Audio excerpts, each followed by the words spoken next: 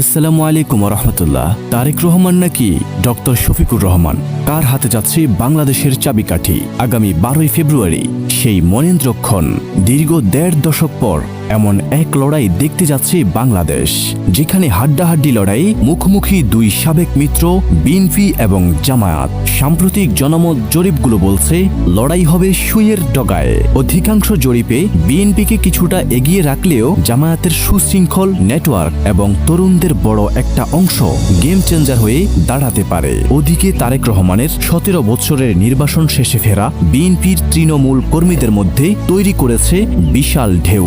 বিএনপির তুরুপের তাস তাদের রাষ্ট্র সংস্কারের 31 দফা, আর জামায়াতের শক্তি তাদের সততা ও দুর্নীতির বিরুদ্ধে জিরো টলারেন্স স্লোগান। ভোটারদের বড় অংশ এখন দোটানায়। তারা কি বিএনপির রাষ্ট্র পরিচালনার অভিজ্ঞতায় আস্থা রাখবে, নাকি জামায়াতের নতুন পরিবর্তনের অঙ্গীকারে?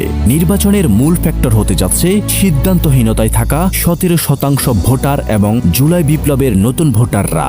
তাদের ভোট যেদিকে ঝুঁকবে, লাল সবুজের আগামীর প্রধানমন্ত্রী হবেন তিনি।